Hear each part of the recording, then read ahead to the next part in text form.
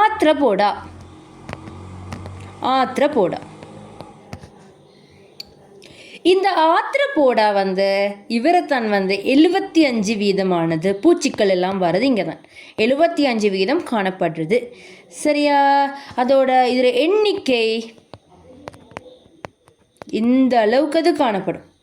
எவ்வளோ எவ்வளோ இது வாசிங்க பார்ப்போம் யாராச்சும்.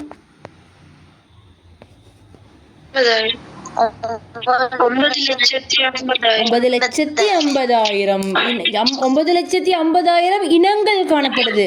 அவ்வளோ வகைகள் விளங்கிச்சா? அப்போ இவங்க ஆத்ரபோடாக்களுக்கு சைடில் மூட்டுக்காளிகள்ட்டு போடுங்க. இவங்க காலில் இப்படி மூட்டு மாதிரி முட்டங்கால் மாதிரி இருக்கும் பாருங்க. கரப்போத்தான் இப்படி தான் கால் இப்படி மூட்டுண்டு. சரியா? உதாரணம் எழுதுங்க. உதாரணம் வண்ணத்து பூச்சி. வரைங்க எழுத வேணும். வண்ணத்தி பூச்சி, தேனி, கரப்பான் பூச்சி, கரப்பான், நெலும்பு, நுளம்பு,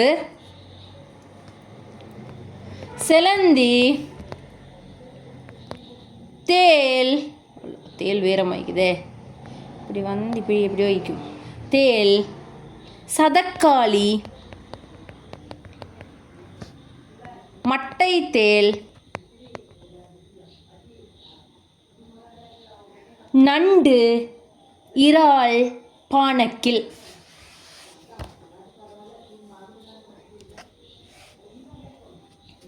இதெல்லாம் இங்கே பாருங்க. நண்டு, செலந்தி, தேல் அதெல்லாம் கொஞ்சம் கிட்டத்தட்ட கொஞ்சம் ஒரே வாக்குமாய்த்தானே. அப்படி கொஞ்சம் நினைவு வச்சுக்கோங்க. மற்ற பூச்சியெல்லாம் வரும் இங்கே அப்படி. சரியா? அப்போ இந்த ஆத்ரபோடாக்களில் இவங்களோட ஸ்பெஷலான பண்புகள் பார்ப்போம். இவங்க எங்கெங்கே இருப்பாங்க? பொதுவாக தரையில், அதோட சிலது உவர் நீரில், நன்னீர் அப்படி எல்லா இடத்துலலாம் வாழும். அடுத்தது இதுவும் முப்படை. சரியா? இதுக்கும் உடல் குழி இருக்குது. உடற்குழின்னு போட்டு சைடில் ரைட் ஒன்று போடுங்க.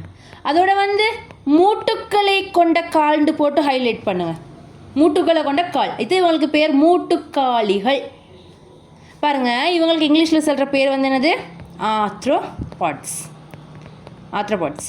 சரியா? இந்த ஆத்ரோன்னு சொல்கிற சொல் பிணைக்கப்பட்ட. இப்படி பிணைக்கப்பட்டிக்குது. சரியா? பிணைக்கப்பட்ட. பாட்ஸ்னா கால்கள்.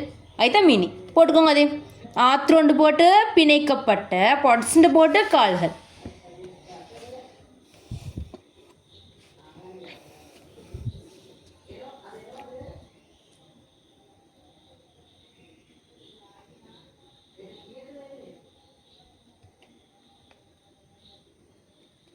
இவங்களுக்கு தலை, நெஞ்சு, வயிறுன்றெல்லாம் பகுதிகள் இருக்குது. போடுங்க. தலை, நெஞ்சு, வயிறு.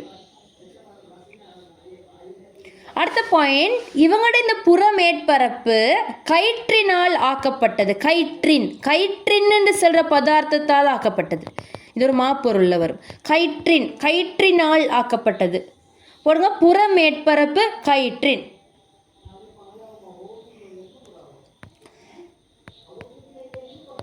சிலது சிறகுன்னு போடுங்க. சிலதுக்கு சிறகைக்கும் கரப்பான் பூச்சிக்கு. சிலதுக்கு இல்லையே. எந்தக்கு தேலுக்கு, சிலந்திக்கெல்லாம் சிறகு இல்லை. வனத்தி பூச்சி, தேன் பூச்சி, கரப்பான் பூச்சி இதுக்கெல்லாம் சிறகைக்குது. அடுத்து போடுங்க. உடல் இருபக்க சமச்சீர். இங்கே இருபக்க சமச்சீர். இங்கே ஆண் பெண்ணுன்னு சொல்லி வேறு அங்கே காணப்படும். ஸோ இது என்னது? இலிங்க முறை இனப்பெருக்கம்னு போடுங்க. என்னென்ன பாயிண்ட்? முப்படை, உடற்குழி காணப்படுது, மூட்டுக்களை கொண்ட கால்கள் காணப்படுது, உடம்புல தலை, நெஞ்சி, வயிறு பகுதிகள் காணப்படுது, புறமேற்பரப்பு கயிற்றினால் ஆக்கப்பட்டது, சிறகு செலதில் காணப்படும், இருபக்க சமச்சீர், இலிங்க முறை இனப்பெருக்கம்.